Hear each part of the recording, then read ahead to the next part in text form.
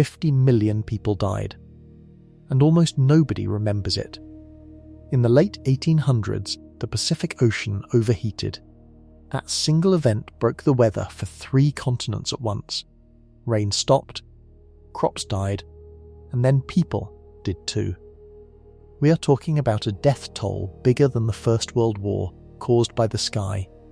We will follow the heat from the ocean floor to Indian farms, Chinese riverbeds, and Brazilian deserts. We will meet the people who walked hundreds of miles for water that no longer existed, and we will look at what scientists are seeing in the oceans right now in 2026. If you want more videos like this, subscribe and drop a like. It helps more than you know. The atmosphere did this once. Here is exactly how. Something shifts beneath the surface of the Pacific Ocean in 1875. No alarm sounds, no government gets a warning, no scientist sends a telegram. The water just starts warming, quietly, across thousands of miles of open sea. And that invisible change is about to kill 50 million people. The Pacific Ocean covers more of Earth's surface than all the land on the planet combined. It stretches from the coast of California all the way to the shores of Asia. And it does not just sit there, it breathes. Massive rivers of warm and cold water flow through it constantly, driving wind patterns, pulling moisture into the sky, and deciding where rain falls on every continent. When those rivers stay on course, billions of people eat. When they shift, the world starves. In the early 1870s, everything was running normally. India got its monsoon rains, China's rivers ran full, Brazil's northeast stayed green. The system held. Farmers planted on schedule, harvests came in, life continued. Then something deep in the equatorial Pacific changed. A massive pool of unusually warm water started building across the central and eastern parts of the ocean. Warm water holds more energy than cold water. Energy moves. It rises into the atmosphere, shifts wind currents, and reroutes the paths that storm systems travel around the globe. This pool of heat kept growing through 1875, and as it grew, it began pushing the atmosphere in directions it had never moved before. Nobody had a name for what was happening yet. The fishermen off the coast of South America had noticed something like it before. Every few years, warm water would drift in around Christmas time and kill their catch. They called it El Nio, the little boy, after the Christ child. But what was building in the Pacific in 1875 was not little. Scientists who analysed it more than a century later would call it the strongest El Nio ever recorded in human history. At the time, the world had no idea. Here is what makes this terrifying. The warming did not happen overnight. It built slowly over months. The kind of slow that lets you miss it until it is too late. By the time anyone could feel the consequences on land, the ocean had already locked the atmosphere into a new pattern. The engine was already running. The controls were already frozen. Think of the atmosphere like a highway system for moisture. Storm clouds travel specific routes, picking up water from the ocean and dropping it as rain over land. The warm Pacific pool acted like a massive roadblock, dropped in the middle of the busiest intersection on Earth. Moisture-rich systems that normally travelled toward India, China and Brazil got redirected. The routes that fed billions of people went dark. In 1875, farmers in India were planning for the next season. Chinese villagers along the Yellow River were going about their lives. Families in northeastern Brazil were watching their crops grow under normal skies. None of them felt the ocean shifting 10,000 miles away. None of them knew that the highway carrying their rain had just been blocked. The warming continued into 1876. Stronger, wider, the atmospheric pattern locked tighter. And then, the sky above 3 of the most populated farming regions on Earth began to clear. Completely, unnaturally, permanently. The monsoon was supposed to arrive in India in June of 1876. It never came. The Indian farmers waiting for rain in June of 1876 did not know they were waiting for something the ocean had already stolen. To understand how, you have to understand what El Nio actually is, because once you see it, the scale of what happened becomes even more disturbing. Start with the basics. The sun heats the surface of the ocean unevenly. The equatorial regions, close to the middle of the Earth, get hit with the most direct sunlight and warm up faster than anywhere else. In the Pacific, that warm surface water normally gets pushed westward by powerful trade winds. These are steady winds that blow from east to west across the equatorial Pacific, like a giant fan running constantly across the water. They pile warm water up near Australia and Southeast Asia, and they pull cooler, deeper water up to the surface near South America. That is the normal system. Warm water in the west, cool water in the east. Trade winds holding everything in place. When it runs right, it acts like a pump. It lifts moisture into the atmosphere over the western Pacific, creates clouds, and sends rain toward Asia. It keeps South American fisheries rich with cold, nutrient-packed water. Now imagine someone turns off the fan. When the trade winds weaken, the piled-up warm water in the west sloshes back eastward across the Pacific, like water sliding back in a tilted bathtub. This massive wave of heat spreads across the central and eastern Pacific and raises ocean surface temperatures by several degrees. That is El Niño. And those extra degrees carry enormous amounts of energy. Warm ocean water evaporates faster. It pushes more heat into the lower atmosphere. It creates a new centre of rising air and storm activity right in the middle of the Pacific, where there was almost none before. And that new storm centre acts like a magnet, pulling jet streams and storm tracks toward it and away from their normal routes. The moisture highways that used to deliver rain to India, China and Brazil get yanked off course. The word El Niño gets used loosely today. Mild El Niño years happen regularly and cause some disruption. The moderate one can bring drought to parts of Australia or flooding to parts of California. Most people shrug it off. But scale matters enormously. The event that built in the Pacific through 1875 and peaked in 1877 was in a completely different category from anything in the modern record.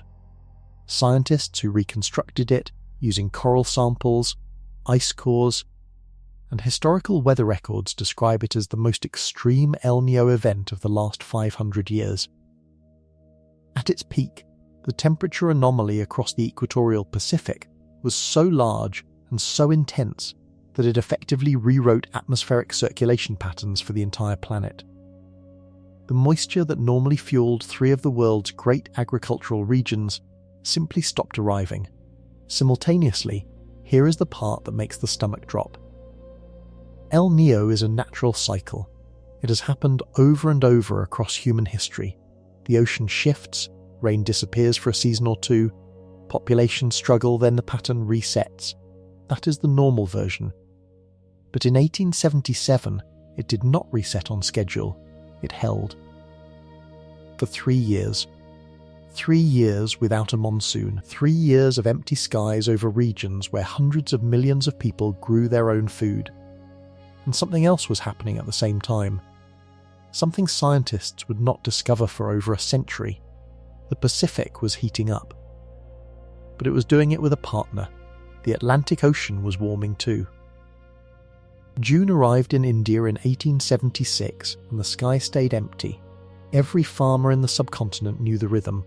The southwest monsoon rolled in off the Indian Ocean each year like clockwork, usually around the first week of June.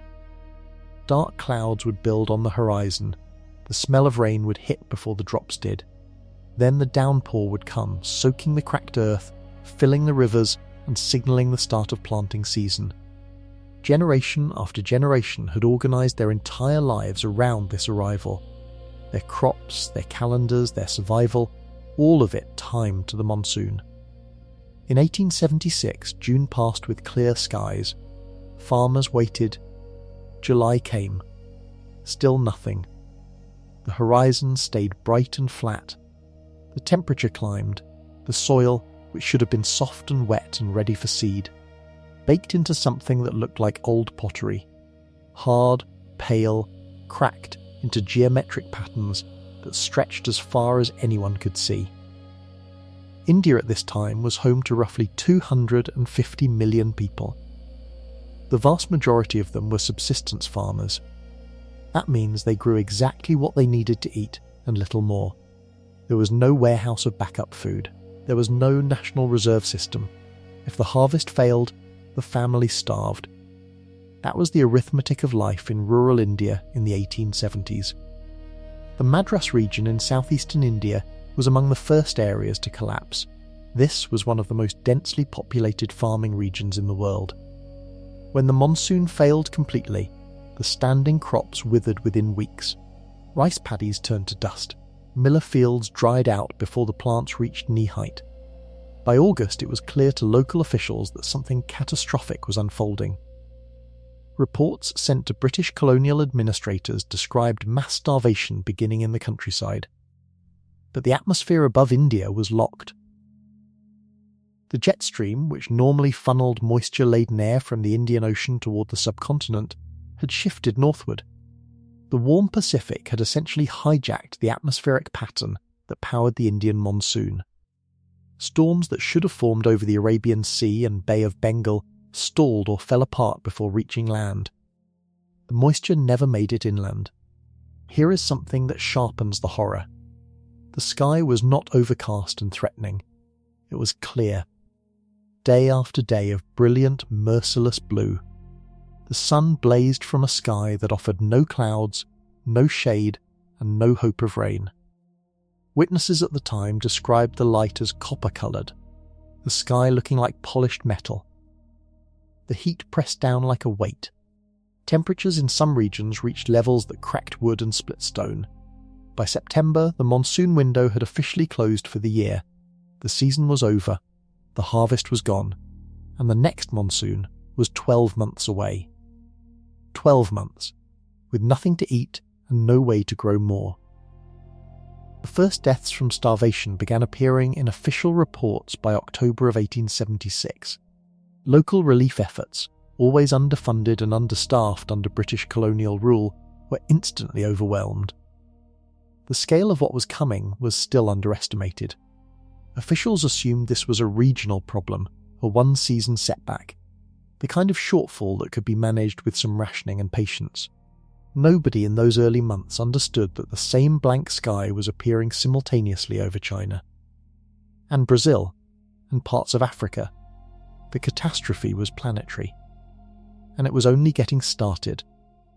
The crops were gone, the reserves were almost empty, and somewhere far to the north, in a place most Indian farmers had never heard of, China was looking at the same copper-coloured sky. A failed harvest is not an abstraction. It has a texture, a smell, and a sound. In the villages of central and southern India in the autumn of 1876, the texture was dust. Fine, pale dust that rose in small clouds with every footstep and settled on everything.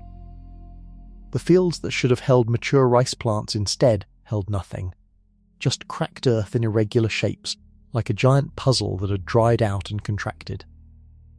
The cracks ran deep enough to lose a hand in. No moisture, no roots, no food. The smell was rot at first, then just heat. When crops die before harvest, they decompose quickly in the sun. But by late autumn, even that smell was gone. The fields were simply bare. The air was hot and dry and carried nothing but dust. Farmers who walked out to their land in the morning described a silence that did not belong to a place where things should be growing. The sound was children, the silence of adults and the crying of children. That combination repeated itself in village after village across the Madras Bombay, and Mysore regions as families began to understand that nothing was coming. The food they had stored from the previous year was running out, the next planting season was months away, and even if rain somehow returned, they had already eaten the seeds meant for the next crop. That is one of the cruelest traps of famine. When people get desperate enough, they eat their seed grain. Once that is gone, even if rain returns, there is nothing left to plant. The escape route closes behind them. Cattle and draft animals were dying in large numbers by October. Animals need feed. Feed comes from crops. Without crops, livestock began starving alongside their owners, and dead cattle meant something beyond lost food. It meant no ploughing for the next season, assuming anyone survived to plant. The agricultural system was not just pausing, it was dismantling itself piece by piece. Families began selling everything they owned: jewellery, tools, the copper pots used for cooking, the wooden furniture that took years to save up for. In Indian villages, a family's belongings often represented the savings of multiple generations. It all went in weeks, and the cash they got for it bought less and less as food prices in markets exploded. Supply had collapsed, demand had not. A bag of rice that cost a few coins in a normal year now cost more than a labourer could earn in a month. People started walking, away from their villages, toward towns, toward rumoured food distribution centres, toward anything. The roads in the Madras region filled with long columns of people moving slowly through the heat, old people being carried. Children who had stopped crying because they no longer had the energy for it. Bodies on the sides of roads that nobody had the strength to bury. The British administrators who oversaw India at the time received detailed reports of this from their district officers. The reports described conditions in clinical language that made the horror almost invisible. Mass mortality, reduced crop yield, population displacement. Behind those words were millions of people dying in the dust, and while India burned, something stranger was happening in China. The rivers there had stopped flowing. The worst part of the Indian famine is not what the sky did, it is what people did while the sky was doing it. In 1876 and 1877, while millions of Indians were starving in the dust, British colonial administrators continued to export massive quantities of wheat from India to markets in Europe. This is documented. The ships kept sailing. The wheat kept moving. From Indian ports to British tables, while the people who grew that wheat died in the fields beside their empty granaries, the British colonial government controlled India's agricultural output and trade policy completely. India was not allowed to manage its own food supply. The colonial administration set the rules, and the rules said grain would be exported to meet market contracts regardless of what was happening on the ground. Merchants had already sold futures on Indian wheat. Contracts had been signed. The economic machinery kept grinding even as the humanitarian catastrophe grew visible and undeniable. Some British officials on the ground pleaded for the exports to stop. Their reports described what was happening in the villages with enough detail that anyone reading them would understand the stakes. The requests were largely denied or delayed at the colonial level. The official position from London was that interfering with free market trade would cause more harm than good in the long run. This was economics applied as a weapon, consciously or not, to a dying population. The decision to continue exports during the famine transformed a climate disaster into something much worse. The Pacific Ocean created the drought. British policy created the famine at the scale it reached. Scientists and historians who study this period are careful to make that distinction. El Niño removed the rain. Colonial governance removed the backup system that could have cushioned the blow. A key figure who documented this at the time was a journalist and activist named William Digby. He travelled through the affected regions, recorded what he witnessed, and published accounts that scandalised readers in Britain. He described relief camps that were overwhelmed within days of opening, daily death counts that local officials could no longer keep up with, and food stores sitting locked in government warehouses while people starved outside them. The accounts were detailed, credible, and largely ignored by those with power to change the outcome. The relief efforts that did exist were deliberately designed to be brutal. The British colonial government set work requirements for anyone who wanted to receive food aid. Starving men, women, and some children were required to perform hard physical labour, breaking rocks and digging roads, to qualify for a daily ration. The ration itself was calculated to be below what a person needs to survive sustained work. People burned more calories doing the required labour than the ration replaced. Some aid workers at the time pointed this out directly. the policy remained. Here is the number that makes this concrete. An estimated 6 million people died in the Indian famine alone during this period. 6 million. In a country that was simultaneously exporting food abroad. Scientists studying the event call the 1876 to 1878 Indian famine one of the clearest examples in history of a climate event being amplified into mass death by political decisions. The ocean took the rain, governance took the rest. And while this was happening in India, a place 1,200 miles to the northeast was experiencing its own version of the same nightmare. China's rivers were drying up, and the scale of what was unfolding there dwarfed even what India was facing. China in the 1870s ran on its rivers. Literally, the Yellow River and the Yangtze River were not just water sources. They were the veins of an entire civilization. Farming villages lined their banks for thousands of miles. Irrigation systems built over centuries channeled river water into fields that fed hundreds of millions of people. River trade carried food from regions of surplus to regions of need. Fishing communities lived directly off the catch. The rivers were the infrastructure of survival for a huge portion of humanity. When the El Niño disrupted atmospheric circulation over Asia in 1876, rainfall in northern and central China collapsed. The rivers that depended on seasonal rains and snowmelt began to drop. First slowly, then dramatically. By 1877, rivers that had flowed deep and wide for as long as anyone could remember were reduced to shallow, muddy channels threading through cracked riverbeds that had never seen daylight. Historical records from the period describe something that should be nearly impossible to imagine. People walked across the Yellow River on foot. The river did not need to be bridged or ferried across. It could be crossed by walking on the exposed mud of its former bed.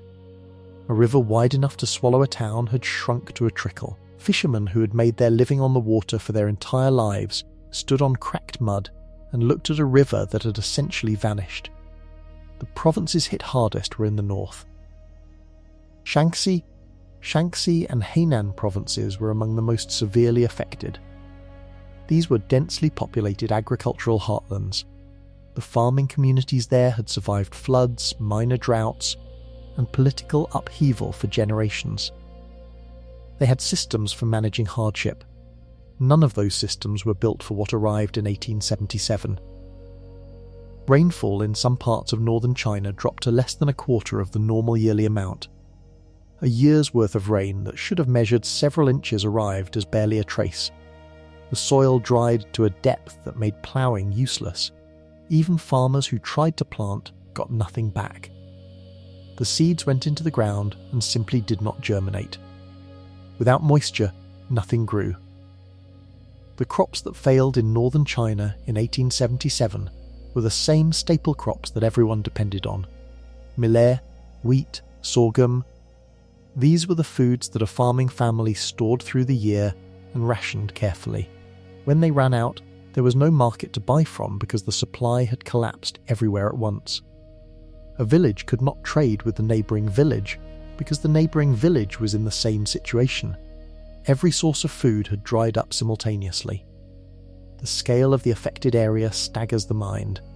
The drought zone in China covered a region roughly the size of the American states of Texas, California, and Montana combined. An area that large, drained of its water, stopped feeding its population within months. And unlike India, where British colonial networks at least provided a skeleton of administrative response, however brutally insufficient, rural northern China was largely cut off from any central authority capable of responding. Local officials sent urgent dispatches to the imperial government in Beijing. The responses were slow and inadequate. The worst was still ahead. What happened next in those northern Chinese provinces went beyond drought. It entered territory that survivors would struggle to describe for the rest of their lives. By the spring of 1877, northern China looked like a different planet. The land that had once been green and cultivated was grey. The topsoil, dried out and loosened after months without rain, lifted into the air with every wind. Dust storms rolled across the provinces of Shaanxi and Shanxi. turning the sky brown and coating everything in a fine layer of pale earth. Trees that had stood for decades along field boundaries were dead. Wells that villagers had dug generations ago had run dry. The landscape that millions of people had farmed, built on and called home had transformed into something that offered nothing. Animals were among the first to go. Cattle, sheep and donkeys died by the millions across the affected region. With no feed crops and no water sources, livestock collapsed faster than people. And when the animals died, the communities lost not just food, but the means to farm at all. A dead ox meant a family that could no longer plough.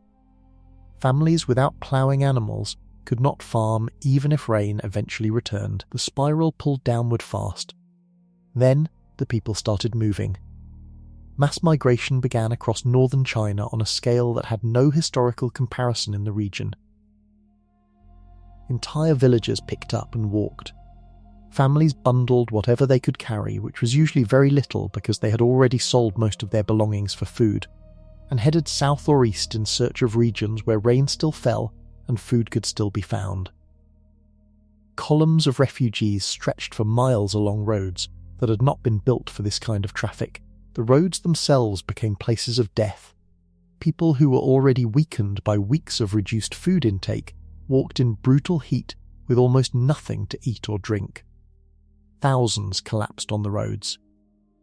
Historical accounts from missionaries and foreign observers travelling through the region describe scenes that were difficult to put into language. Bodies of adults and children lying at the side of roads, groups of people sitting in the dust, too weak to continue walking, waiting, villages that had been full of people just months earlier standing completely empty and silent.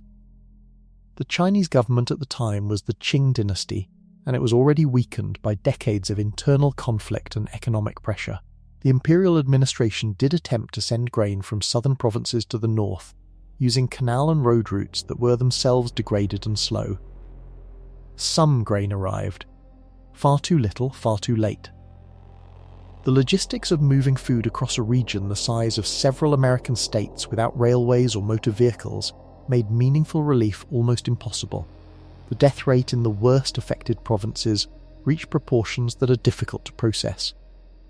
In Shaanxi province alone, historical estimates suggest that between 5 and 10 million people died during this period. One province. 10 million people. To put that in scale, that is roughly equivalent to the entire population of New York City today, gone from a single province in the span of about 2 years. Reports from the time describe villages where every single inhabitant had either died or fled. Stone farmhouses still standing, but completely empty. Wells uncovered and dry. Storage jars cracked and empty. Entire communities erased with the quiet efficiency of slow starvation. What nobody in China knew at the time, and what would take scientists over a century to piece together, was that the same sky that had turned lethal over northern China was simultaneously doing the same thing over a continent the world away. Across the Pacific Ocean, in the green hills of northeastern Brazil, the clouds had also stopped coming, and the response there would be something entirely different. Northeastern Brazil in the 1870s was not a desert. People sometimes assume it was, because that is what it became. But before the drought hit, it was covered in scrubland vegetation, dotted with farms, and home to millions of people who made their living growing cotton, raising cattle, and harvesting food crops. It had dry seasons, the way every tropical region does, but it had wet seasons too. The rains came. People planned around them. Life worked. The region is called the Sertão. Roughly translated, it means backlands or interior. It sits in the interior of Brazil's northeastern bulge, far from the coast, elevated above the coastal forests, and dependent on a specific seasonal weather pattern to bring rainfall inland. That pattern is driven by the position of a low-pressure belt near the equator that pulls moisture-laden air southward from the Atlantic. When the belt shifts, the rain misses the Sertão and falls somewhere else. El Niño shifts that belt.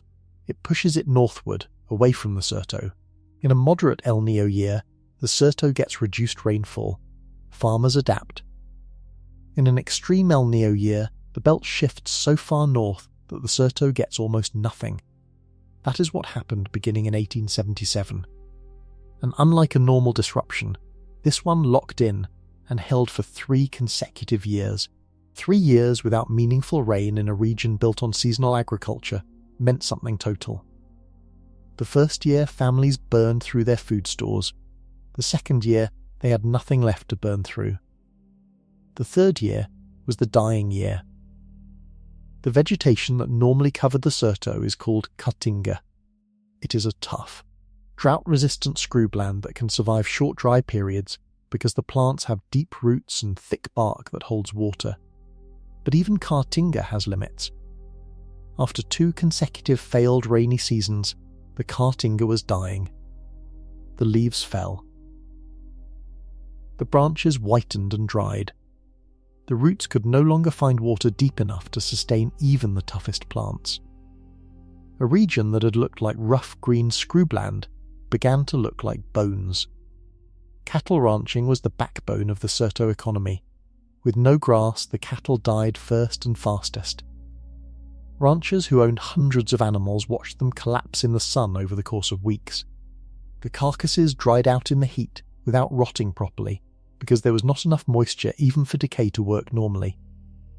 Bleached bones accumulated across the landscape in numbers that travellers and missionaries described as shocking, even by the grim standards of the time. The crops followed. Beans, maize and manioc, the staple foods that families depended on, all failed. Fields that farmers had prepared and planted in hope of the coming rains yielded nothing.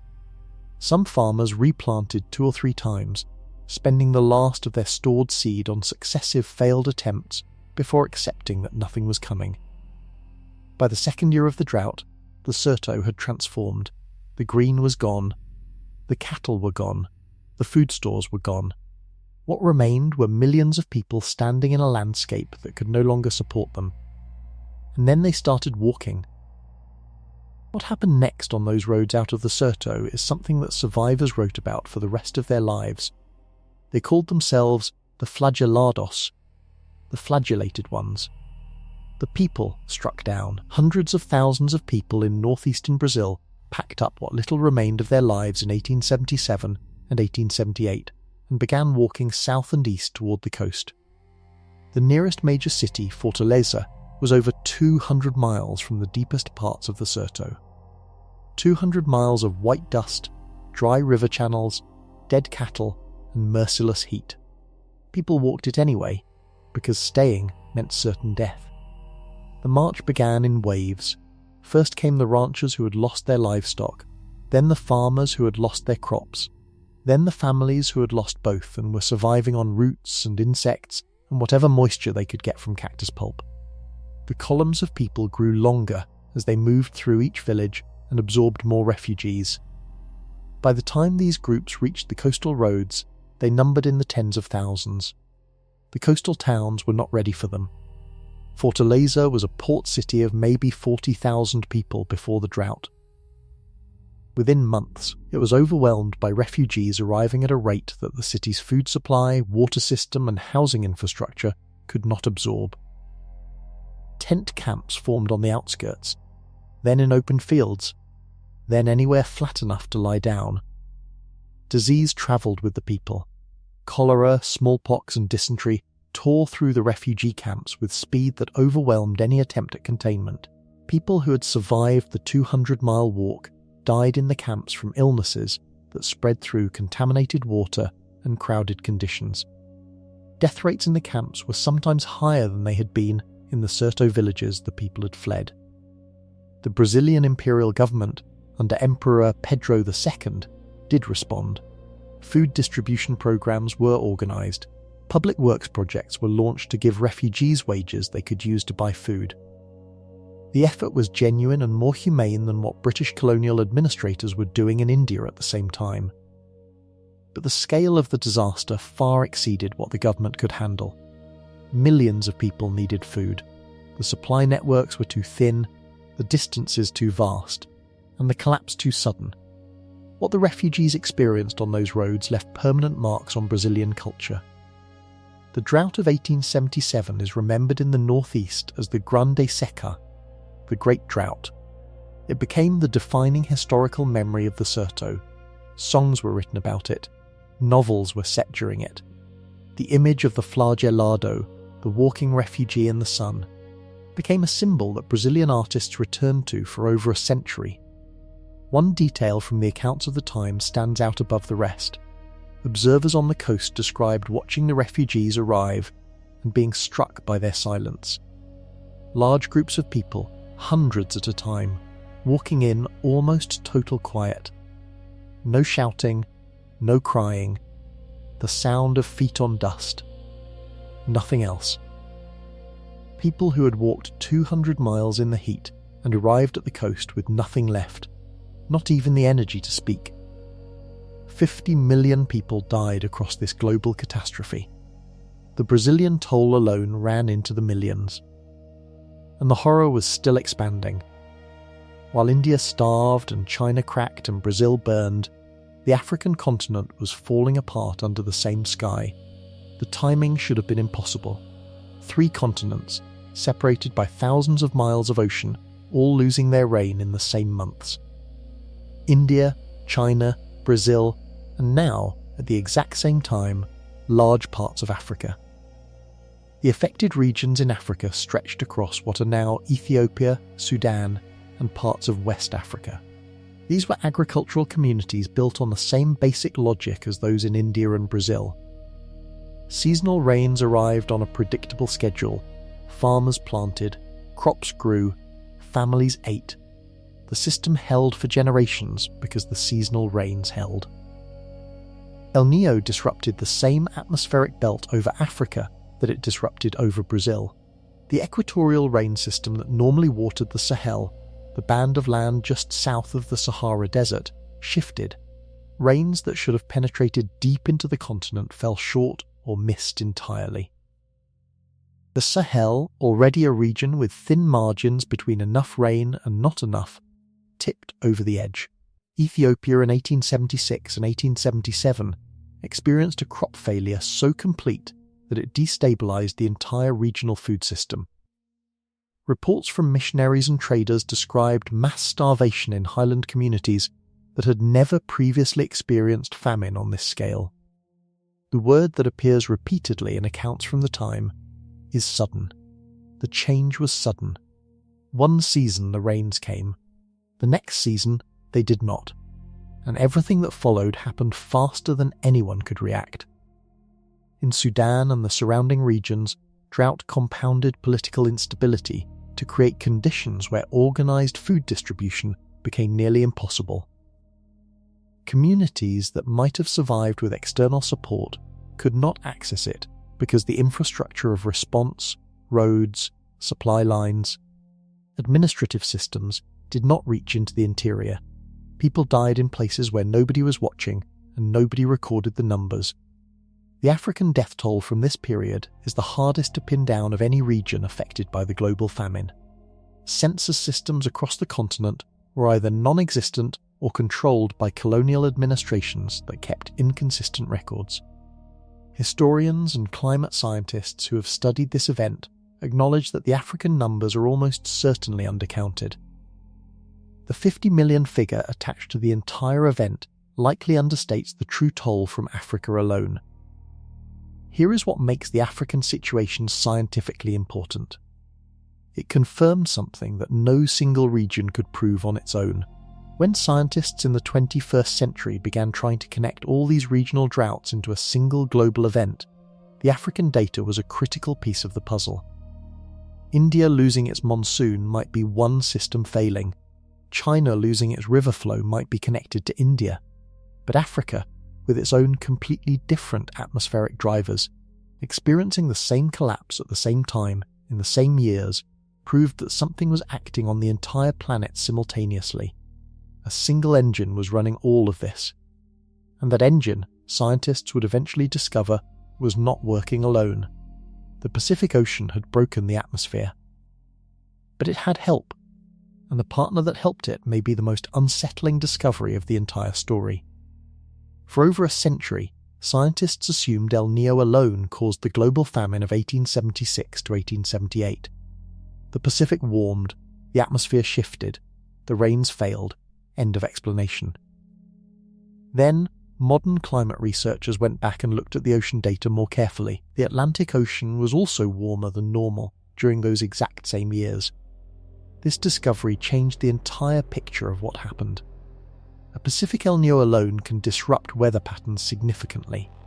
It can shift monsoons, reduce rainfall in specific regions, and cause serious crop failures.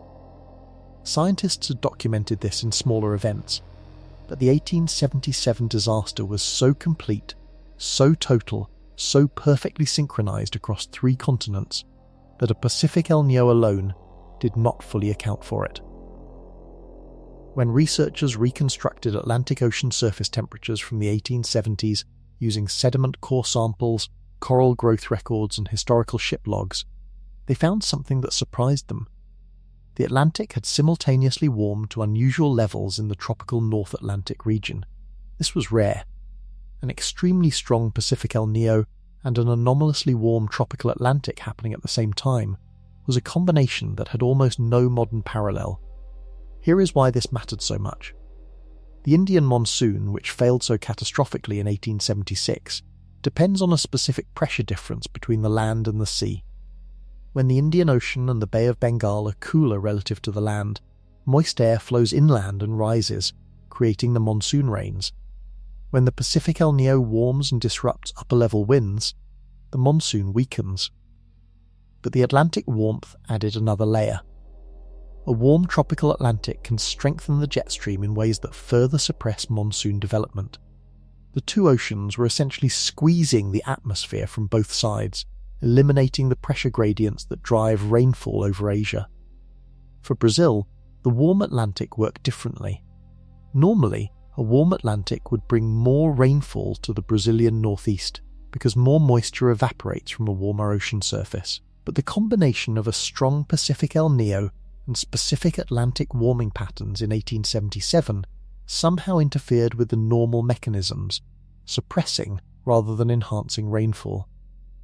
Scientists describe the exact interaction as still not fully understood, which carries its own kind of dread.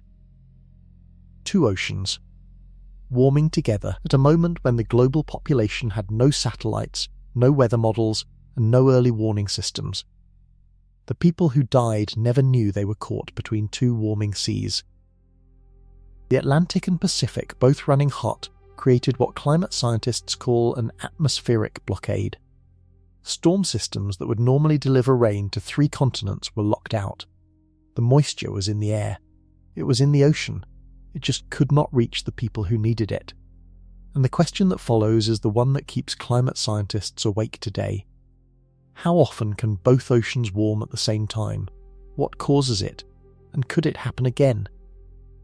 The answers are not fully settled, but what scientists have found points towards something that should concern everyone.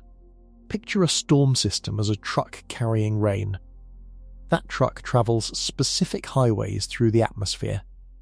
The highways are carved by pressure differences, temperature gradients, and wind patterns that have been mostly stable for thousands of years. Farmers in India, China, and Brazil did not understand the physics of these highways. But they knew the delivery schedule. The monsoon arrived in June. The rainy season started in March. The rhythm held. When the Pacific Ocean heated up abnormally in 1877 and the Atlantic followed, those highways got rerouted. The pressure systems that normally guided moisture-rich air toward land collapsed or reversed. The trucks still existed. The moisture was still loaded. But the routes that had carried rain to the most populated farming regions on Earth had disappeared. Scientists who study atmospheric dynamics use the term circulation anomaly to describe what happened. In plain terms, the normal pattern of air movement around the planet froze into an unusual configuration and held there. In a typical year, warm moist air rises over the tropical oceans, travels toward the poles at high altitude, cools down, descends, and flows back toward the equator near the surface, picking up moisture along the way and delivering it as rainfall wherever terrain and pressure systems direct it. That is the circulation. When it is running normally, it is self-correcting. Small disruptions get absorbed. In 1877, the disruption was so large that the self-correcting mechanism failed. The warm Pacific pool acted as a fixed heat source in the middle of the ocean, constantly pushing warm air upward right where it sat and locking the upper atmosphere into a rigid new pattern. High-pressure zones that normally sat over the oceans during dry seasons parked themselves over land instead. High pressure pushes air downward. Descending air warms, dries out, and suppresses cloud formation. Clouds require rising air. Rising air requires low pressure. The high pressure sitting over India, northern China, and the Brazilian Sertão created a dome of dry, descending air that rain clouds could not penetrate. Think of it like a ceiling that went up over those regions. Moisture travelled through the lower atmosphere toward them, and then hit the ceiling and went around. The gridlock held for 3 years. That is the detail that researchers find most alarming when they analyse this event. El Niño typically peaks and fades within 12 to 18 months. The oceanic temperature anomaly corrects, the trade winds resume their normal pattern, and the atmospheric circulation gradually returns to its regular configuration. In 1877, that reset took 3 times as long as expected. Every model that scientists have applied to the historical data suggests that the synchronized warming of both oceans was what prevented the normal self-correction from happening on schedule. 3 years of locked atmosphere meant 3 consecutive failed monsoons in India, 3 consecutive dry seasons in the Sertão, 3 consecutive years of shrinking rivers in northern China. The people waiting on the ground had no way to know how long it would last. They waited through the first year hoping the next season would be better. They waited through the second year with dwindling options. They did not survive to wait through the third. The atmospheric gridlock lifted in 1879. Rain returned. Rivers filled. But the world that the rain returned to was a different world. 50 million fewer people, entire village networks erased, agricultural systems that would take decades to rebuild. And after it was all over, something strange happened. The world forgot, almost entirely. 50 million. That number needs context to actually mean anything. The First World War killed an estimated 17 million people. It lasted 4 years, involved dozens of nations, and reshaped every border on the map of Europe. It is one of the defining catastrophes of modern history. Every country involved built memorials. Governments changed. Treaties were written. The war restructured global power for a century. The global famine of 1876 to 1878 killed roughly 3 times as many people. In 2 years, without a single bomb dropped, the Spanish flu of 1918 is often called the deadliest pandemic in modern history, with estimates ranging from 20 to 50 million deaths worldwide. The famine of 1877 matches or exceeds the high end of those estimates. The Black Death, the bubonic plague that swept through Europe and Asia in the 14th century, killed an estimated 30 to 50 million people over several years. The global famine of the 1870s sits in that same category. But here is what separates it from those other events. The Black Death and the Spanish flu left enormous marks on global culture, medicine, and governance. The famine of 1876 to 1878 essentially disappeared. Ask 100 educated adults today what happened in 1877. The overwhelming majority will have nothing. No memorial, no dedicated day of remembrance, no Hollywood films. The event faded from collective memory within a generation of people who lived through it. The 3 to 4% of the global population that died represents something almost impossible to picture in modern terms. The world population today is over 8 billion people. 3 to 4% of that number is between 200 and 300 million people.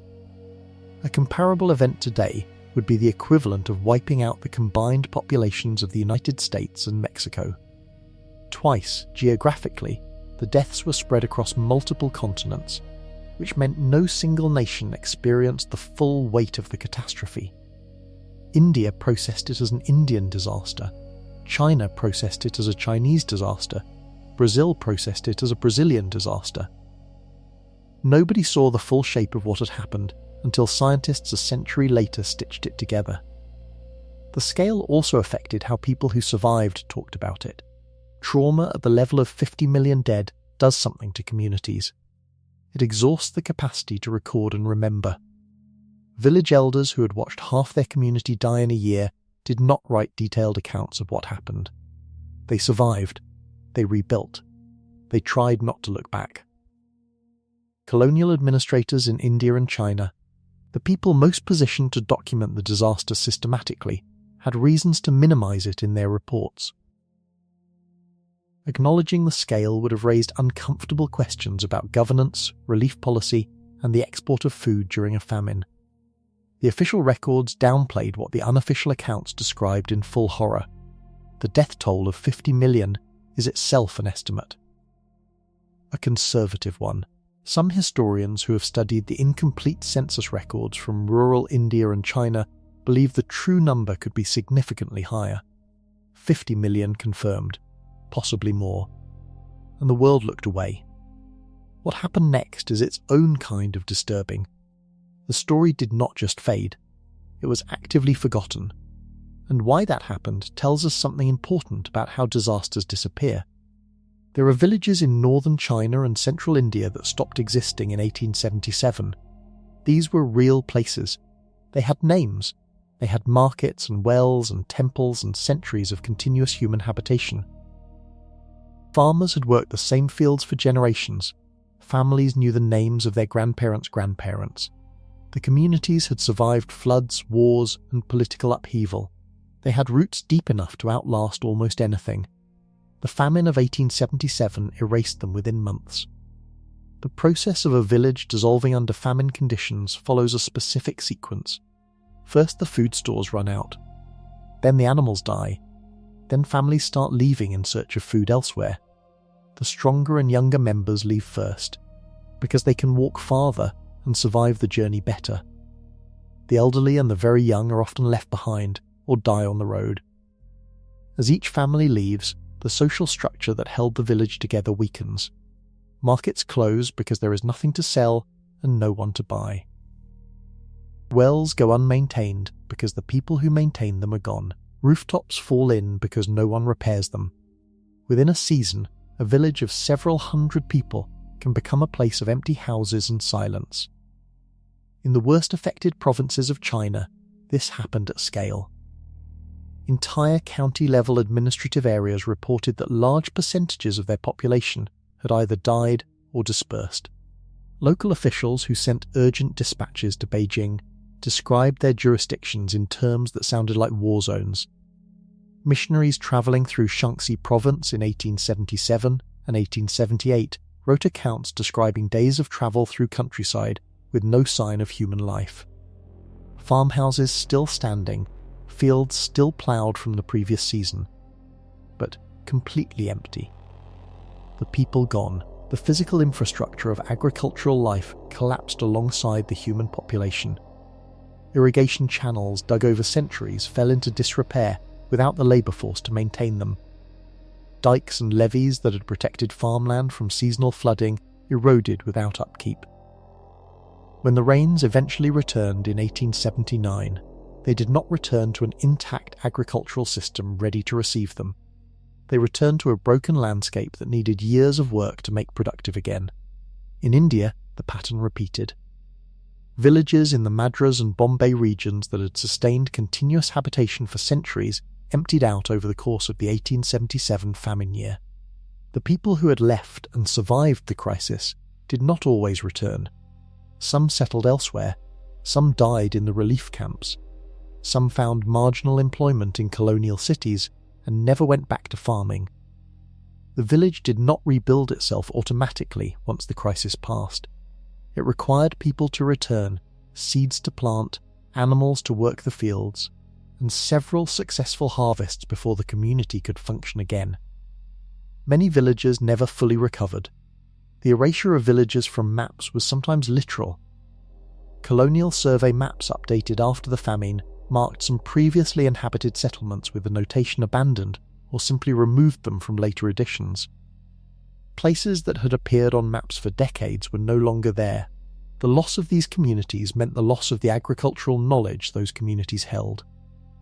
Generations of accumulated understanding about which crops grew best in which soil, where to dig wells to find water, how to manage land through dry periods, vanished along with the people who carried it. The disaster did not just kill people, it killed the accumulated knowledge of how to survive. And somehow, despite all of this, the world managed to forget it happened. The global famine of 1876 to 1878 is the largest climate disaster in modern human history, and almost nobody has heard of it. This is strange. History tends to hold on to its biggest catastrophes. The Black Death is taught in every school. The world wars have museums on every continent. The Irish famine appears in literature, music and national identity a century and a half later. Events that kill millions get embedded in culture, 50 million deaths in 2 years, and the world moved on in a generation. Several forces pushed this event toward obscurity, and understanding them matters because those same forces are still active. The first is geography. The famine killed people in rural India, rural China, and the rural Brazilian interior. These were places that European and American media in the 1870s paid almost no attention to. The newspapers that shaped global public opinion were in London, Paris, and New York. The correspondents who filed stories from those outlets were concentrated in colonial capitals and major port cities. What happened in the villages of Shanxi province or the backlands of the Brazilian Sertão was invisible to the people who wrote the first draft of history. The second is colonial framing. British colonial administrators controlled the narrative around what happened in India. The official reports minimised the scale of the disaster, attributed deaths to local conditions rather than policy failures, and buried the connection between continued grain exports and mass starvation under layers of bureaucratic language. The framing that reached London was of a managed, if unfortunate, natural event. The reality underneath that framing was entirely different. The third is the fragmentation of the disaster itself, because China, India, Brazil, and Africa each experienced the catastrophe separately. Each region built a separate memory of it. There was no global event to remember. There was an Indian famine, a Chinese drought, a Brazilian drought, and an African food crisis. Disconnected, they did not add up to the same kind of landmark that a single, unified catastrophe achieves. The fragmentation prevented collective mourning. The fourth is what came after. The 1880s and 1890s brought enormous global change. Industrialization accelerated. New technologies transformed communication and transport. The world moved fast into a new era, and the disasters of the previous decade receded quickly into the background. People who survived the famine focused on survival and rebuilding. They did not have the luxury of sustained public grief. Scientists who study collective memory describe a pattern where trauma at sufficient scale can become too large to process publicly. Entire communities that lost half their population in a year did not produce memoir literature about the experience. They produced silence. Survival required forward movement, and forward movement required not looking back. The event stayed fractured and invisible in historical memory until 2001, when a team of researchers published work officially linking all the regional droughts into a single global climate event. For the first time, someone had drawn the full picture, a unified catastrophe powered by a single oceanic source with a death toll comparable to the worst disasters in recorded history. The discovery arrived quietly, and most people still have not heard of it. El Niño removed the rain. What killed 50 million people was what happened next. The difference between a drought and a famine is policy. A drought is a weather event. A famine is a social failure. Rain stops falling and crops fail all the time in history without killing tens of millions of people. The thing that transforms crop failure into mass death is the response, or the absence of one, from the institutions that control food distribution, trade, and relief. In 1876 and 1877, the three regions hit hardest by the El Niño drought were all under forms of imperial or colonial control that prioritized the interests of distant powers over the survival of local populations. British colonial India. Qing dynasty China, weakened and dominated by foreign treaty ports. Imperial Brazil, itself a colonial-era state whose power structures protected landowners over subsistence farmers. Each of these governance systems failed their people in specific, documented ways during the crisis. The British case in India is the most extensively documented, partly because the British kept detailed records, and partly because reformers within the colonial system fought hard to make the truth public. The facts are stark. During the famine years, the colonial government in India collected land taxes from farmers who had no harvest and no income. Farmers who could not pay had their property seized. At the same time, grain continued to move out of Indian ports to European markets, because the contracts had been signed and the economic logic of free trade was considered more important than preventing starvation.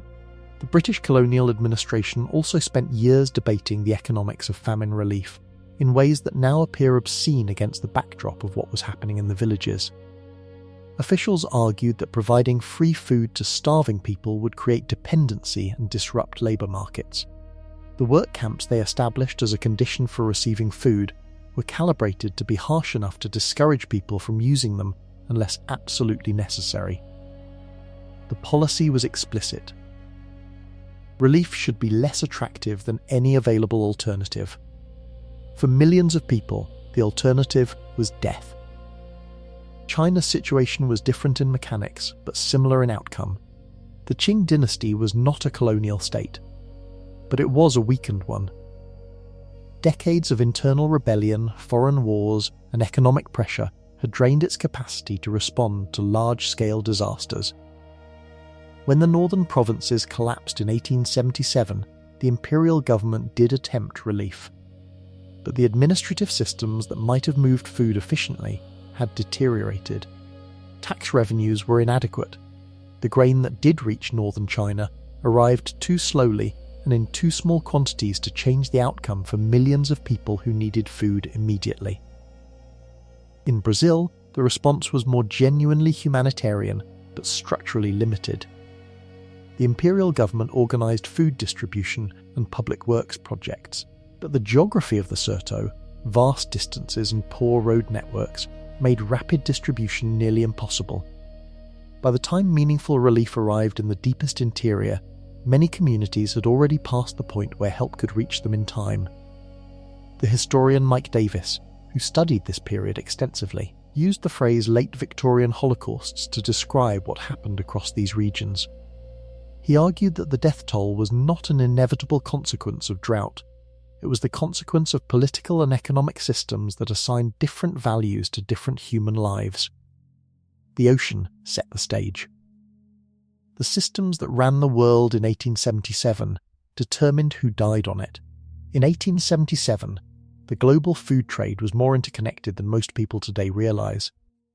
The Industrial Revolution had created steamship lines, telegraph networks, and commodity markets that linked agricultural production in Asia, South America, and Africa to consumption in Europe and North America.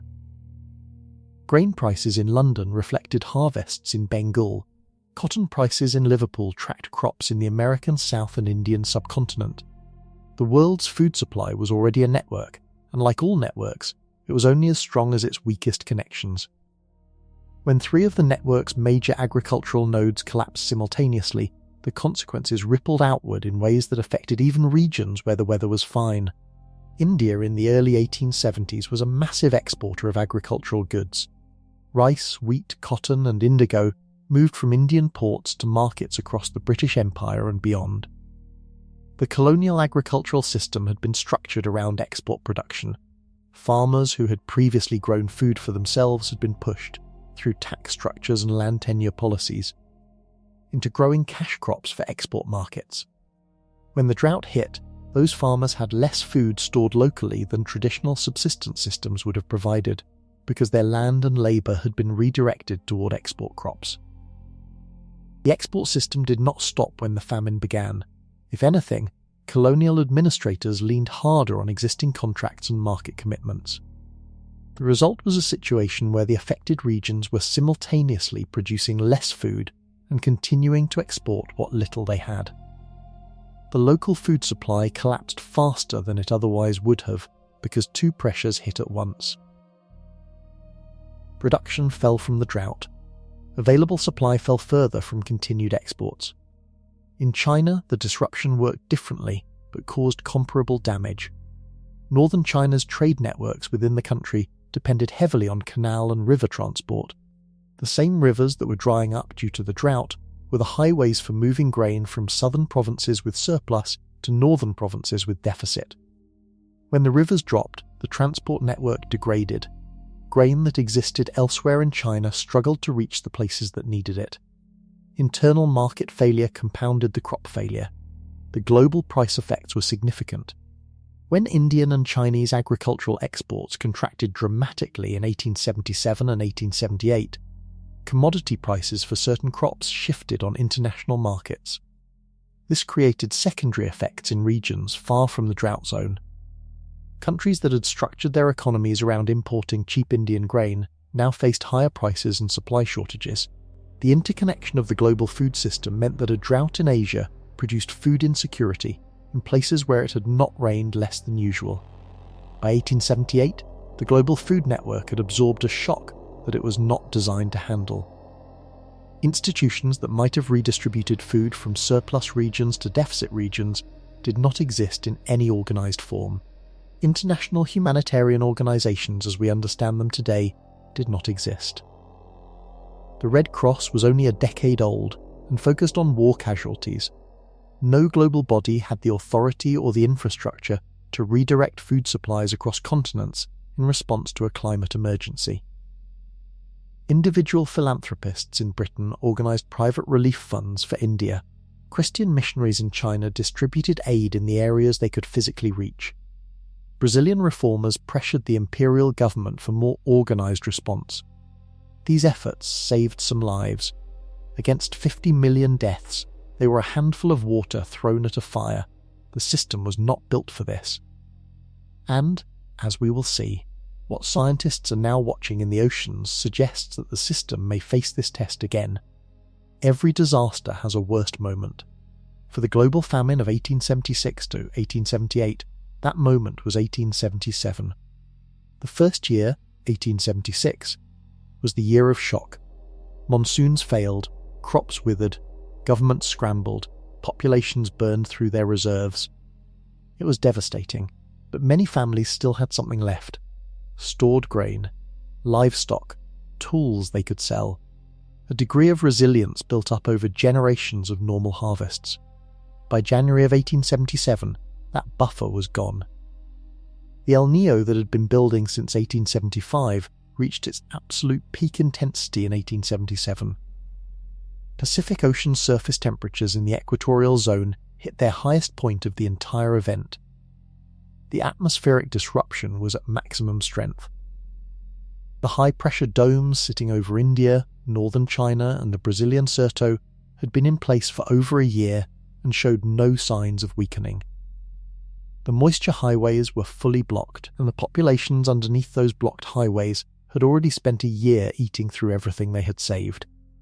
The combination was lethal.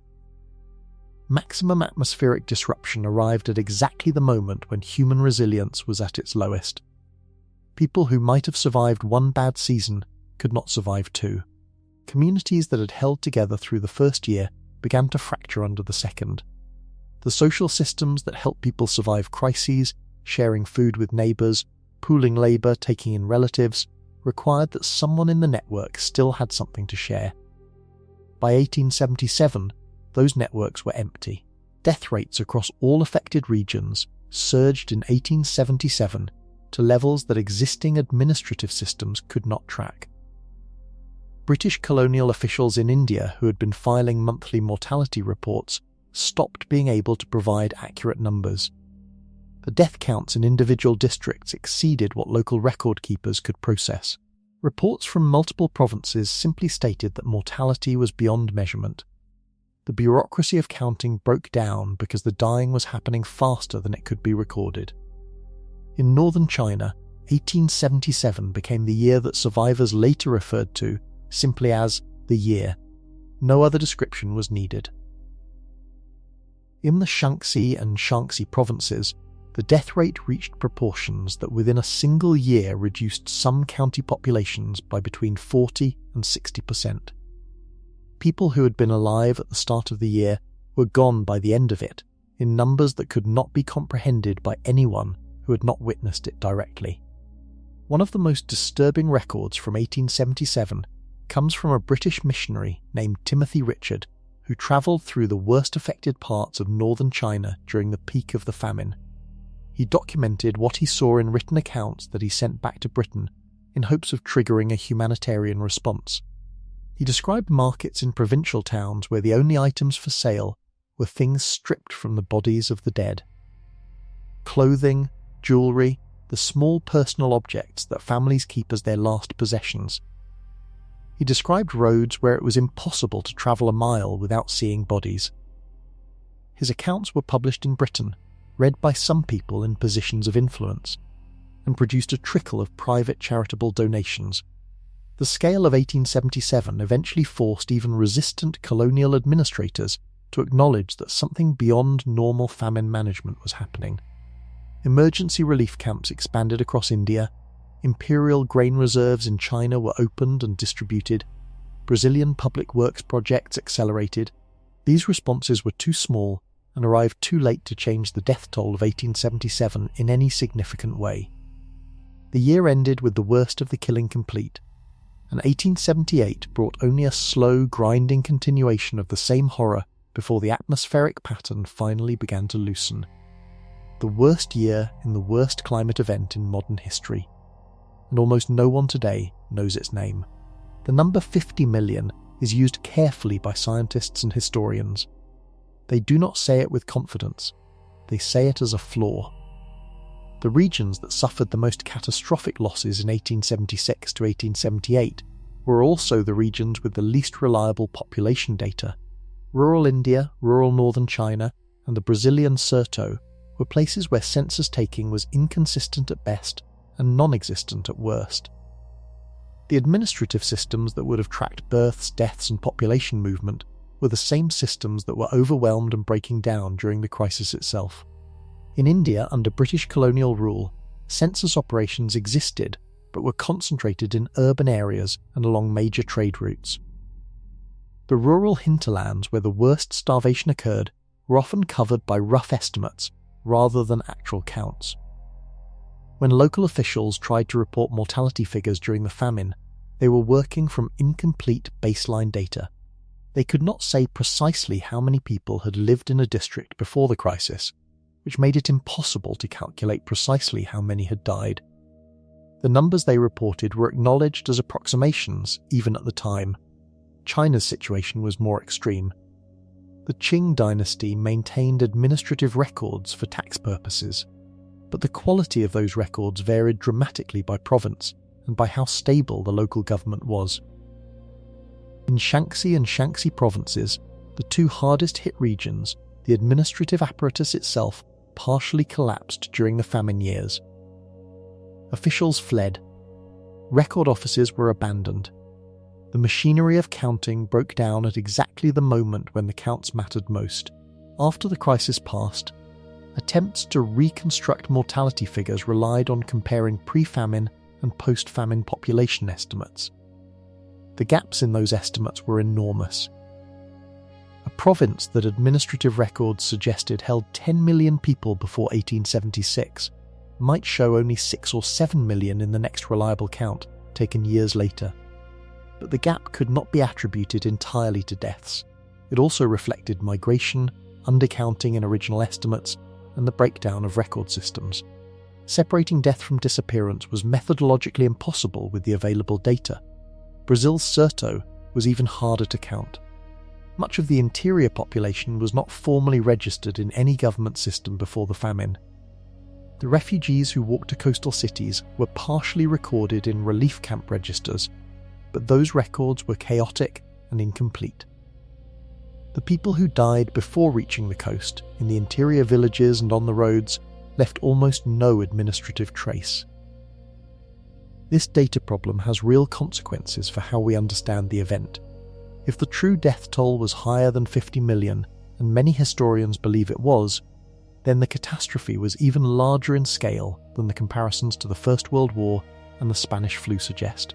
Some researchers who have applied modern demographic modelling techniques to the fragmentary historical data estimate that the actual toll may have been closer to 60 or 70 million people. Others argue that the fragmentary data makes any estimate above 50 million speculative. What everyone agrees on is this. The 50 million figure represents the deaths that can be traced through existing records. The deaths that left no record are, by definition, uncountable. The people whose villages had no census, whose deaths were not reported, whose migration routes led nowhere that a record keeper was watching, simply vanished from history along with their lives. The true number is larger. How much larger may never be known. For over 100 years, the catastrophe of 1876 to 1878 existed in pieces. India had its famine, China had its drought, Brazil had its Grande Seca, Africa had its regional crises. Each was studied separately by historians of the relevant country. Each had its own literature, its own archive of colonial reports, its own body of missionary accounts, but nobody had drawn the lines connecting them. Nobody had looked at all of them simultaneously and asked whether they shared a single cause. That changed in 2001, when a group of climate scientists and historians published research that officially identified the global famine as a single unified event driven by a common atmospheric source. The work required combining datasets from multiple continents, analysing historical weather records, and using modern climate modelling tools to reconstruct the atmospheric patterns of the 1870s. The researchers started from a simple question. Why did the worst El Niño in the historical record coincide with simultaneous crop failures across 3 continents? Individual regional famines were well documented. The global El Niño of 1877 was already known in climate science as an extreme event. But the direct causal chain, from Pacific warming to atmospheric gridlock to 3-continent crop failure to 50 million deaths, had never been assembled as a single narrative with scientific rigour. Building that chain required working with the kind of historical data that climate scientists do not usually love. Ship logs from the 1870s that recorded sea surface temperatures, rainfall diaries kept by colonial agricultural officers, tree ring records from affected regions that preserve evidence of dry years in the width of each annual growth ring, coral samples from tropical reefs that record ocean temperatures in their chemistry, sediment layers from lake beds that capture patterns of drought and rainfall going back centuries. Each of these data sources carried its own uncertainty. Ship logs were kept by sailors, not scientists. Rainfall diaries had gaps. Tree ring data from Asia and South America had to be matched to the correct calendar years with care. None of it was as clean as a modern satellite data set, but stitched together, it painted a picture that was coherent and compelling. The Pacific Ocean surface temperature anomaly in 1877 was reconstructed as the largest in at least 500 years of data. The simultaneous atmospheric disruptions over India, China, Brazil and Africa matched the predicted consequences of a Pacific El Niño of that magnitude with striking accuracy. The timing aligned, the geography aligned, the severity aligned. The 2001 publication was significant but did not reach wide public attention. Climate science was not a front-page topic the way it is today. The historical famine community and the climate science community had operated largely separately, and this research sat at an intersection that neither field's mainstream audience was watching closely. The full story reached a broader audience in 2002, when the historian Mike Davis published his book on what he called late Victorian holocausts, synthesizing the climate science and the historical record of colonial governance into a unified account. Even then, the event did not break through into general public consciousness. A catastrophe that killed 50 million people, identified as a single global event, and the world still largely did not notice. The scientists who connected the 1877 catastrophe to a single cause did not do it with old maps and dusty archives alone. They did it with computing power that would have been unimaginable to anyone alive during the famine itself. Modern climate models are extraordinary tools. They divide the atmosphere, the oceans, and the land surface into millions of tiny cells and simulate how energy, moisture, and heat move between them over time. Run these models forward from a known starting point, and they can predict weather with reasonable accuracy for about 2 weeks. Run them backward from historical data, and they can reconstruct what the atmosphere was doing decades or centuries ago. Given enough input data, the reconstruction of the 1877 event required feeding historical ocean temperature estimates, atmospheric pressure readings from colonial weather stations, and land surface data into climate models, and then running simulations to see which combination of oceanic conditions could produce the observed pattern of simultaneous droughts across 3 continents. The answer came back consistently. No single regional oceanic anomaly could explain all 3 simultaneous droughts. A Pacific El Niño of standard scale could explain some of the Indian monsoon disruption. It could explain some of the Brazilian rainfall reduction. It could not fully explain why both of those happened at peak severity at the same time, and also why Africa experienced the same collapse simultaneously, and also why northern China's rainfall disappeared so completely. When researchers added the Atlantic warming anomaly to the simulation, the picture changed. The combination of an extreme Pacific El Niño and an anomalously warm tropical North Atlantic produced atmospheric circulation patterns in the models that matched the historical record across all 3 continents, with a precision that could not be achieved with either oceanic anomaly alone. The gridlocked high-pressure systems over the affected regions appeared in the models. The suppressed monsoon appeared. The blocked rainfall over the Certo appeared. The 3-continent drought appeared simultaneously, as it had in reality. The computing time required for these reconstructions was measured in months. The models are processing millions of calculations per second, but the complexity of global atmospheric dynamics, the interactions between oceans, land, ice, and atmosphere across the entire planet requires enormous processing power even for historical reconstructions. What made this reconstruction particularly unsettling was a detail buried in the model outputs. When researchers adjusted the starting ocean temperatures slightly upward to reflect modern baseline sea surface temperatures, which are higher than 1970s levels due to decades of warming, the simulated atmospheric response to an equivalent El Niño event became more severe.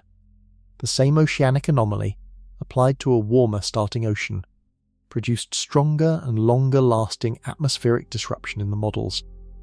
The ocean in 2026 is warmer than it was in 1877. The baseline has shifted, which means the same type of event, if it happened today, would not be playing out on the same stage. It would be playing on a hotter one.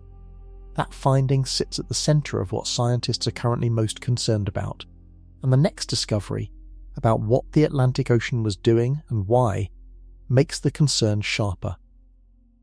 Here is what scientists know. In the early 1870s, the tropical North Atlantic Ocean warmed to unusual levels at the same time as the Pacific El Niño was building. The 2 anomalies overlapped in time almost perfectly. Together, they created the atmospheric gridlock that stopped rain from reaching 3 continents. The evidence for both warmings is solid, drawn from multiple independent data sources. Here is what scientists do not know. Why did both oceans warm at the same time? This is not a minor gap in understanding. It is the central, unresolved question of the entire event. A Pacific El Niño does not automatically cause Atlantic warming. The 2 ocean basins are separated by the American continents. Their temperature patterns are influenced by different wind systems, different current structures, and different interactions with adjacent land masses. They are linked but loosely.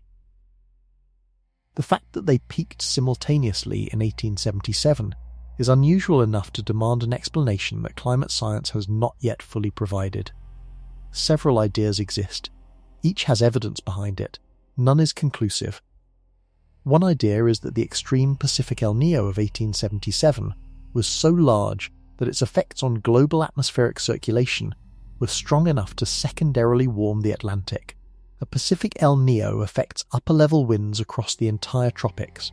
Those changed winds can alter how much heat gets mixed into the Atlantic surface and shift where evaporation and rainfall occur over the Atlantic basin. Under this idea, the Atlantic warming was a downstream consequence of the Pacific event. The Pacific went first and the Atlantic followed. A second idea involves solar activity. Records from the 1870s suggest that solar output was in a particular phase of its 11-year cycle during this period. Some researchers have proposed that changes in solar radiation intensity could have contributed to warming in both ocean basins simultaneously. The data from the 1870s is too thin to test this hypothesis rigorously. Solar records from that era are incomplete. The hypothesis remains open. A third idea points to volcanic activity. Large volcanic eruptions can alter global temperature patterns by injecting particles into the upper atmosphere that reflect sunlight, but they can also disrupt circulation patterns in ways that take years to fully develop. No major eruption immediately preceded 1877, but some researchers have looked at smaller eruptions in the preceding years as possible contributors to the unusual oceanic conditions. What worries climate scientists today is a simpler version of the same question. The Atlantic and Pacific do not need a mysterious trigger to warm simultaneously anymore. The baseline warming driven by the current increase in global temperatures affects all ocean basins. The conditions required for a repeat of the 1877 atmospheric gridlock, a strong Pacific El Niño combined with an anomalously warm tropical Atlantic, are becoming less exceptional over time. Because the Atlantic is already warmer than it was in 1877, a coincidence of oceanic warming that required unusual circumstances in the 19th century may require less unusual circumstances in the 21st. The mystery of why it happened in 1877 has not been solved. The question of when it could happen again may be answering itself. Science operates on evidence. When the evidence is thin, the questions stay open, and the questions around what pushed the oceans into their 1877 alignment have stayed open for a long time. The volcanic hypothesis is the one that gets the most serious attention from climate researchers who study the event. Volcanic eruptions are one of the few natural forces powerful enough to alter global temperature patterns on the timescale that matters here. When a large volcano erupts, it can send sulfur dioxide gas high into the stratosphere, where it spreads around the planet and forms a reflective layer that reduces sunlight reaching the surface. This cooling effect can last for 2 to 3 years before the particles settle out. Cooling the surface differentially, meaning cooling some regions more than others, changes the temperature gradients between land and ocean that drive atmospheric circulation. If a volcanic cooling event suppressed temperatures over certain land masses while leaving ocean temperatures relatively unaffected, or affected different ocean basins by different amounts, it could create conditions that pushed oceanic circulation patterns toward unusual configurations. No major eruption on the scale of Mount Tambora in 1815 or Krakatoa in 1883 happened immediately before 1877, but smaller eruptions occurred in the years leading up to it. And some researchers have suggested that a series of moderate eruptions, none large enough to trigger obvious global effects on its own, might have cumulatively altered oceanic heat distribution enough to prime the conditions for the 1877 event. The data from those years is too sparse to test this properly. The solar hypothesis connects to a known feature of the Sun's behaviour. The Sun's energy output is not perfectly constant. It varies slightly on an 11-year cycle tied to sunspot activity. During periods of reduced solar output, sometimes called solar minimum, slightly less energy reaches Earth. The effect is small, a fraction of a percent change in total solar energy, but applied across decades, it can measurably affect global temperatures. The 1870s sat in a particular phase of the solar cycle. Some researchers have argued that reduced solar output during this period contributed to the unusual oceanic patterns, but the energy difference involved is small enough that most climate scientists consider it insufficient on its own to explain the magnitude of the 1877 anomaly. It might have been a contributing factor, it probably was not the main driver. What both hypotheses share is the same limitation. The data from the 1870s is too incomplete to run the definitive tests that would confirm or rule them out. Climate science requires long, reliable datasets to distinguish natural variability from meaningful signals. The instrumental record from the 19th century has too many gaps, too many inconsistent measurements, and too little global coverage to support firm conclusions about the secondary causes of the 1877 event. Researchers working on this problem openly acknowledge the limitation. They can reconstruct what the atmosphere did. They can demonstrate that the oceanic warming caused it. They cannot, with current evidence, fully explain what caused the oceanic warming. The engine that killed 50 million people may have had a hidden fuel source that science has still not identified. And while that mystery stays open, the ocean temperatures that matter today are not a mystery at all. Losing 4% of humanity in 2 years does not just reduce the population count. It reshapes everything built on top of that population. In 1876, the global population was somewhere around 1.25 billion people. 3 to 4% of that number is between 37 and 50 million lives. The loss of that many people from specific, concentrated geographic regions did not spread evenly across the world. It hit certain agricultural zones, certain river systems, certain trade networks with devastating concentration. The regions that lost the most people were also the regions that produced the most food for the global market. India was one of the largest agricultural exporters in the world in the 1870s. Northern China was the grain-producing heartland of the most populous nation on Earth. Northeastern Brazil produced cotton and food crops that fed both domestic and export markets.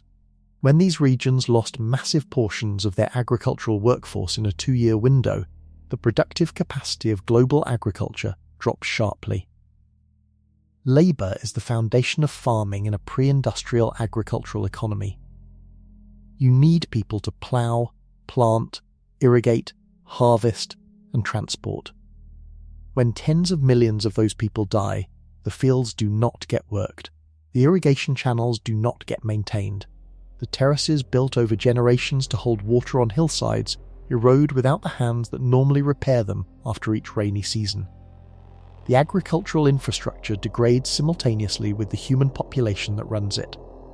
This created a recovery problem that extended years beyond the famine itself. When rains returned in 1879, the affected regions could not simply resume normal agricultural production. The workforce had been decimated, draft animals were dead, seed stocks had been eaten. The physical infrastructure of farming, canals, dikes, storage buildings had deteriorated during years of neglect. Regions that lost 40 to 50% of their population needed decades in some cases to return to pre-famine agricultural output levels. The global trade consequences were measurable and lasted into the 1880s. Agricultural commodity markets that had depended on Indian and Chinese exports faced sustained supply disruptions. Countries that had imported cheap grain from India had to find alternative sources at higher prices. The disruption accelerated some shifts in global agriculture, with new farming regions in North America and Australia developing to fill supply gaps that the Asian famines had opened up. There is a grimmer arithmetic embedded in this history. The famine killed the poorest and most vulnerable people preferentially. Wealthy landowners, merchants, and colonial officials survived in numbers that rural subsistence farmers did not. The distribution of wealth in affected regions shifted during and after the famine as landowners bought up the abandoned property of the dead and displaced at rock-bottom prices. The famine concentrated land ownership and accelerated economic inequality in already unequal societies. The communities that survived carried the demographic scar for generations. Population pyramids in affected provinces showed the missing cohorts for decades afterward. The children who were not born because their parents died. The young adults who were absent from the labour force in the 1880s and 1890s because they had died in the fields in 1877.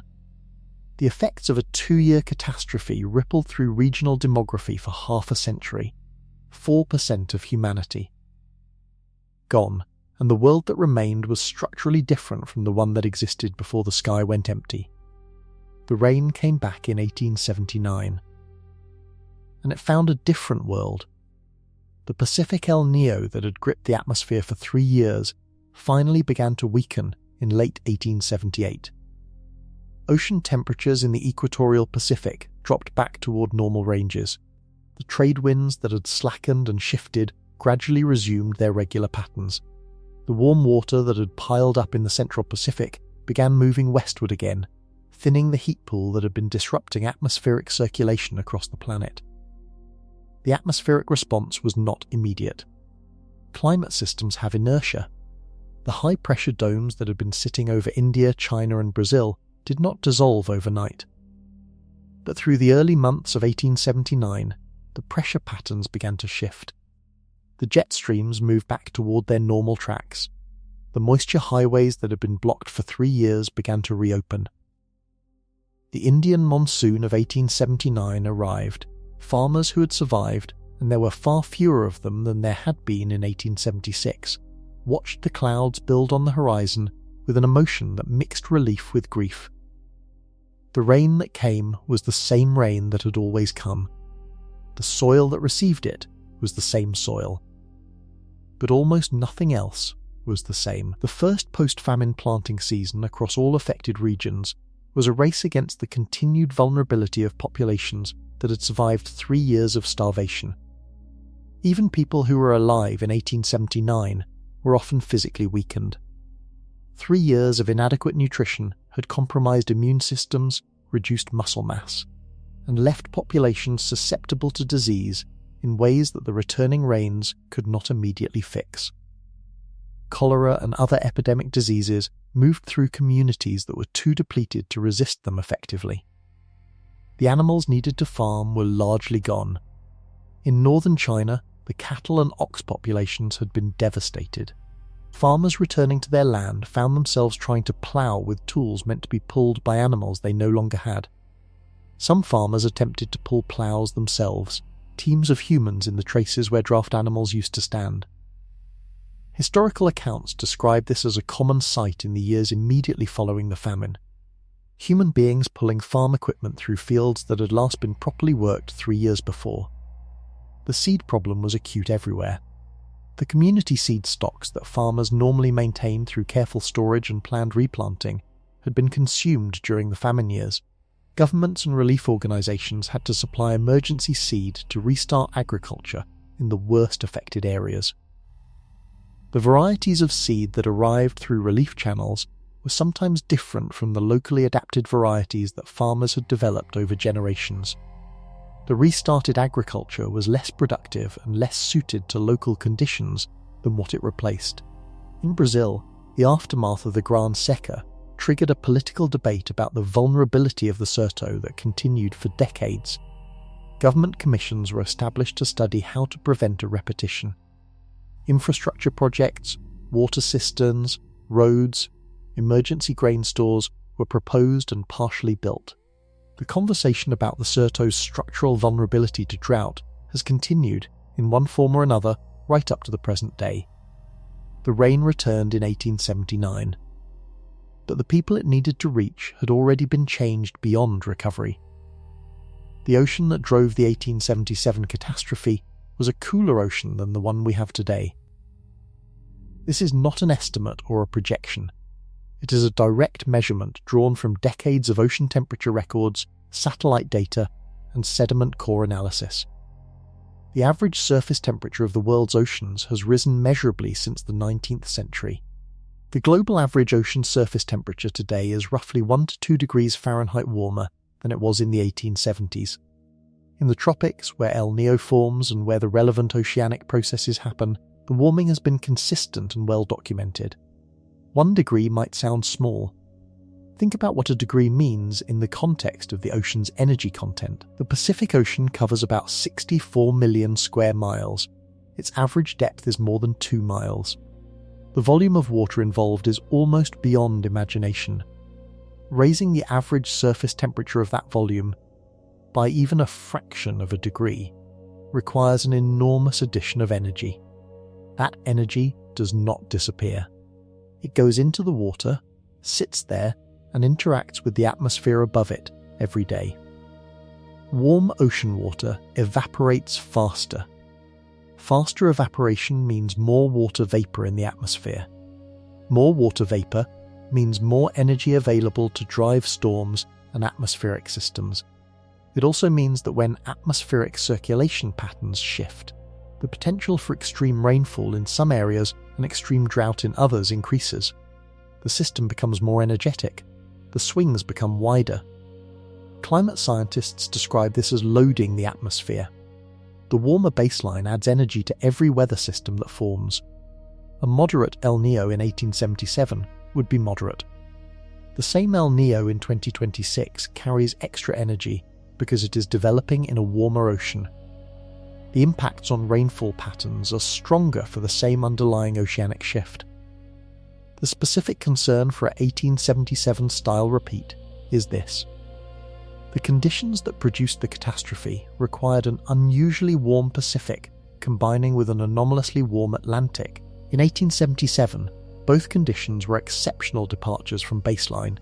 Today, the baseline itself is higher.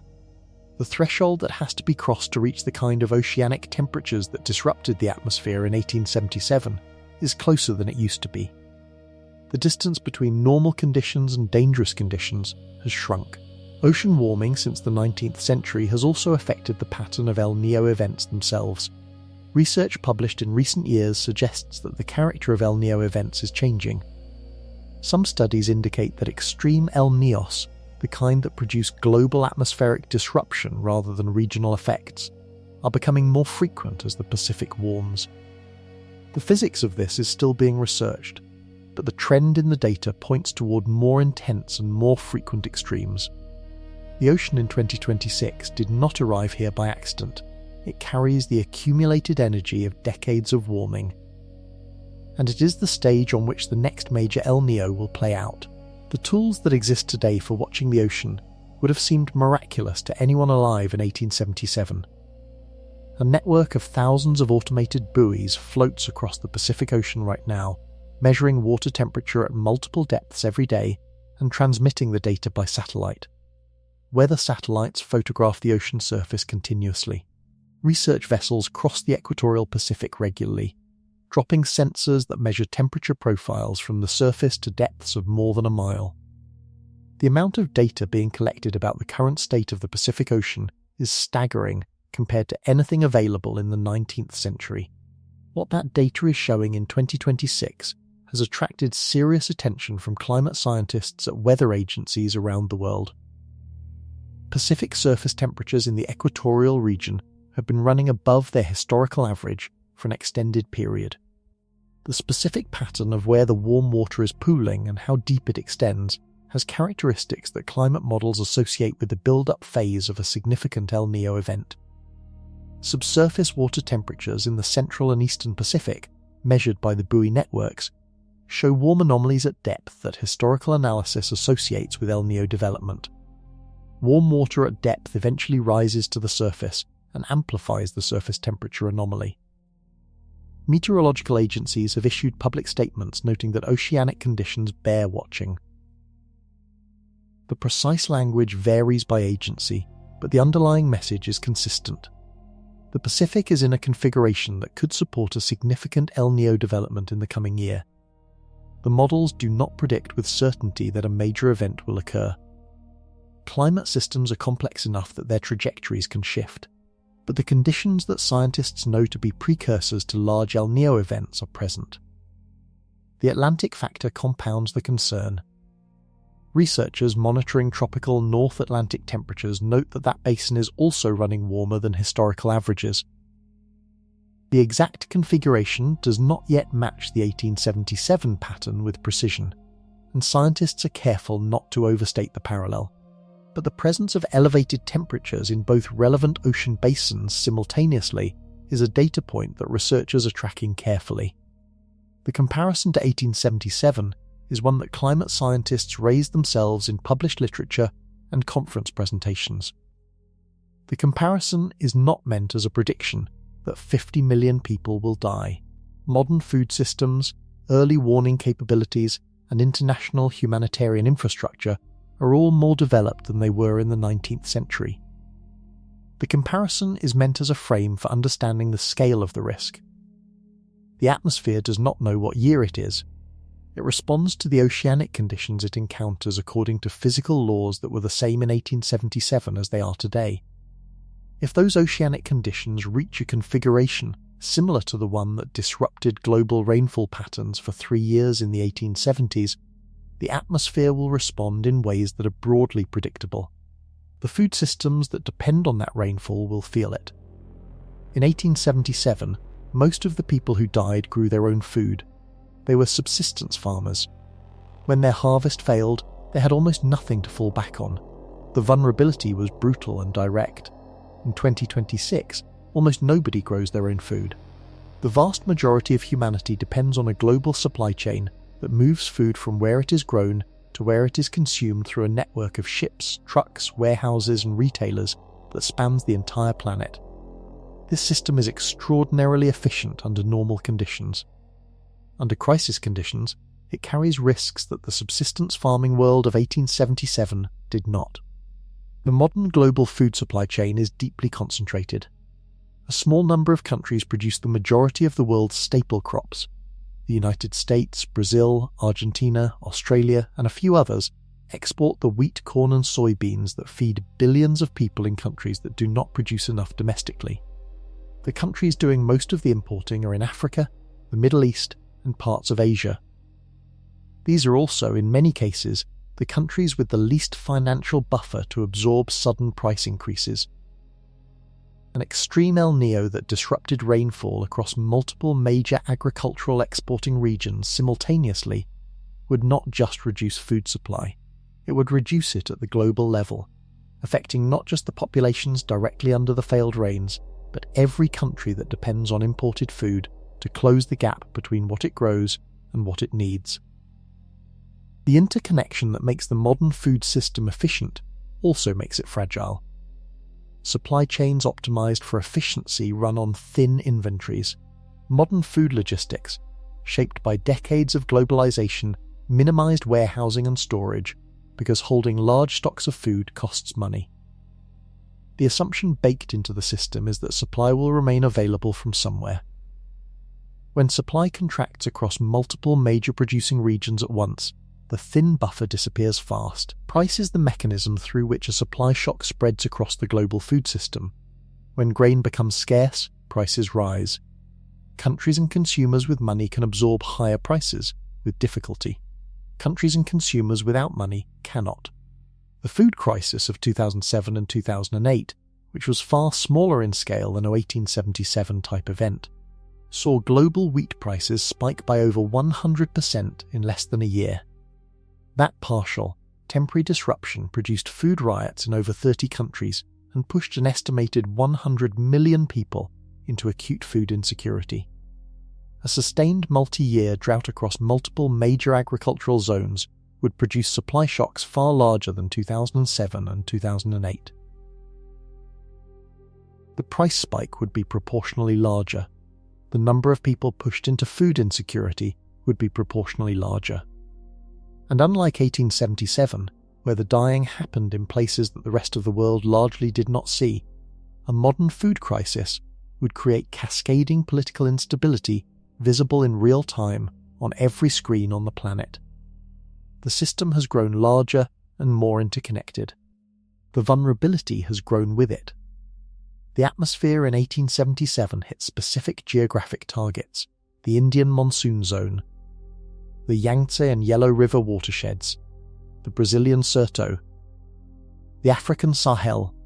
These were the regions where the atmospheric gridlock dropped its weight hardest. Those same regions are still among the most populated farming areas on Earth, and they still depend on the same atmospheric systems that failed in 1877. India's agricultural system still runs on the monsoon. Modern irrigation has expanded significantly since the 19th century and has reduced the direct dependence of some areas on seasonal rainfall. But the majority of India's farmland still depends primarily on monsoon rains. Roughly 600 million people in India are connected to agriculture, either as farmers or as people whose food security depends directly on domestic production. A multi-year monsoon failure of 1877 scale would not produce the same death rates as the colonial-era catastrophe, but it would produce food insecurity at a scale that modern Indian infrastructure has never been tested against. The Sahel in Africa remains one of the most climatically vulnerable regions on Earth. The band of semi-arid land running across West Africa from Senegal to Sudan holds some of the fastest-growing populations in the world. Countries like Niger, Mali, Chad, and Sudan have populations that have multiplied several times over since the 1970s, when the region experienced a major drought of its own. The agricultural systems feeding those populations operate on rainfall margins that leave almost no room for multi-year disruptions. Northeastern Brazil has seen the Sertão experience repeated droughts since 1877, including severe events in 1915, 1932, and the early 21st century. The region has more infrastructure now, more government support systems, and better road access than it did in 1877. But it also has a larger population and more people depending on agricultural livelihoods in a zone where the rainfall is structurally precarious. China's northern grain-producing regions face a different but related challenge. Groundwater depletion has reduced the buffer that irrigation provides. Aquifers in northern China have been drawn down significantly over the past several decades by intensive agricultural use. If a major drought struck the northern grain belt while groundwater reserves were already depleted, the backup system that has helped China manage drier periods in recent decades would be weaker than it appears. The geographic overlap between the regions that suffered most in 1877 and the regions most exposed today is striking. The atmospheric systems that govern rainfall in these areas have not moved. The populations living under them have grown. And the atmospheric system that could disrupt them, the same El Niño-driven gridlock that locked out rain for 3 years in the 19th century, is driven by the same ocean. The world in 2026 has something the world in 1877 completely lacked.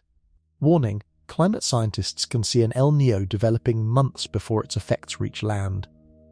The buoy networks, satellites, and ocean monitoring systems that track Pacific temperatures provide a real-time picture of oceanic conditions that allows meteorological agencies to issue forecasts with meaningful lead times. A major El Niño developing in the Pacific today would not be a surprise the way the 1877 event was. Governments, international organizations, and food agencies would have months of advance notice. Early warning systems for food security have also improved substantially. The Famine Early Warning Systems Network, run with support from the United States government and other international partners, monitors agricultural conditions, food prices, and population vulnerability in high-risk regions continuously. It produces regular assessments that identify where food crises are developing and can trigger international response efforts before conditions reach catastrophic levels. Similar monitoring systems operate through the United Nations and regional bodies. These systems have genuine achievements on their record. The East African droughts of the early 21st century were detected in advance. International food aid was mobilized faster than in any previous comparable crisis. Deaths occurred, but on a smaller scale than historical droughts of similar agricultural severity. So the warning systems work. The question that climate scientists and humanitarian experts raise is whether they are sufficient for an 1877 scale event. and the honest answer emerging from the research community is that nobody is certain they are. The challenge is the gap between warning and response. A warning system tells you something is coming. Responding to a global food emergency at the scale of a 3-continent agricultural collapse requires a global logistics operation on a scale that has never been tested. Moving enough food fast enough to populations spread across India, sub-Saharan Africa, and Brazil simultaneously. While those regions are simultaneously experiencing their own supply disruptions, would stress international humanitarian infrastructure far beyond anything previously attempted. The political challenge compounds the logistical one. Responding to a global food emergency requires international cooperation at a level that depends on political relationships that are currently strained in many important cases. Countries that need to contribute to a global relief effort are often the same countries facing their own domestic pressures from food price spikes. The history of international response to large food crises is a history of good intentions, inadequate resources, and coordination failures. Warning systems see the danger coming. Whether the systems that come after the warning are adequate to the scale of the danger they might face is a question that remains open. Speed is the factor that emergency planners worry about most. The global food supply system operates on cycles measured in months. Crops are planted in spring and harvested in autumn. Grain sits in storage through the winter. Ships carry grain from exporting countries to importing countries on schedules planned quarters in advance. The system moves in predictable rhythms that give everyone time to plan, respond, and adjust. A major atmospheric disruption operates on a different timeline. Once an El Niño locks the atmosphere into a blocking pattern and a monsoon fails, the agricultural consequences arrive within a single growing season. A farmer who planted in April and expects to harvest in October is already committed. The seeds are in the ground. The season is running. If the rain does not come, the harvest will not come, and by the time that is certain, the planting window has closed for another year. The first missed harvest reduces food stocks. The second missed harvest depletes them. A third would essentially empty them in most affected regions. The speed at which the crisis moves from disruption to emergency depends on how much buffer the system had going into the event. Modern food systems hold less buffer than most people assume. Global grain reserves, the stocks of wheat, corn, and rice held by major producing and consuming countries, represent only a few weeks to a couple of months of global consumption at any given time. This is by design. Holding large grain reserves is expensive. The economic logic that built the modern food system optimized for efficiency, not resilience, and efficiency means thin inventories. When food prices rise sharply, the populations least able to absorb the increase are affected first and hardest. In 1877, those populations were in rural India, China, and Brazil. In 2026, the populations with the least buffer against food price spikes are concentrated in import-dependent countries across sub-Saharan Africa and parts of the Middle East and South Asia. These are also frequently the countries with the least foreign exchange reserves to buy food on international markets when prices spike. The speed of a supply collapse on global markets can be faster than the speed of a humanitarian response. The 2007 to 2008 food price crisis developed over months. A crisis anchored in a multi-year atmospheric disruption could develop faster and sustain longer than anything the modern humanitarian system has faced. The warning systems might see it coming. The response systems might not be able to move fast enough or at large enough scale to prevent the collapse from reaching populations before help arrives. The global famine of 1876 to 1878 was identified as a unified event in 2001. Climate scientists have spent the years since that identification publishing research, giving lectures, and writing reports about what it means for modern food security. The findings have reached policymakers. The risks have been explained in language that requires no specialized knowledge to understand. And the world has not built the buffers that would meaningfully reduce the risk of a comparable catastrophe. The reasons are worth understanding, because they are the same reasons that make other known risks go unaddressed. The first is timeline mismatch. A major El Niño event of 1877 scale might happen in any given decade or might not happen for several decades. Political systems operate on 4 to 6 year cycles tied to elections and budget cycles. Building strategic food reserves. Investing in drought-resistant agricultural infrastructure and restructuring global grain trade to prioritize resilience over efficiency all cost money now for benefits that arrive only if and when a specific type of disaster occurs. The political incentive structure does not reward that kind of investment, because the disaster it prevents is invisible when it does not happen. The second is competing priorities. The resources required to build meaningful global famine buffers are large but not incomprehensible. International estimates for what it would cost to significantly increase global grain reserves, improve early warning infrastructure in vulnerable regions, and fund agricultural resilience programs in at-risk countries run into the hundreds of billions of dollars. That is a large number in absolute terms. It is a fraction of what the world spends on military budgets, infrastructure, or financial system bailouts. The priority judgment that keeps famine buffer investments small reflects choices about whose security matters. The third is the fragmentation problem that plagued the collective memory of 1877 itself. Food security is a global risk that plays out as a series of regional crises.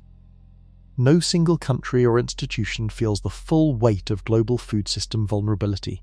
International coordination on food security exists, but operates at levels of investment and political commitment far below what the known risks would justify. The fourth is the optimism of normalcy. Most years, the food system works. The grain moves, the market's clear, the people eat. A system that works most of the time generates enormous confidence in its own robustness.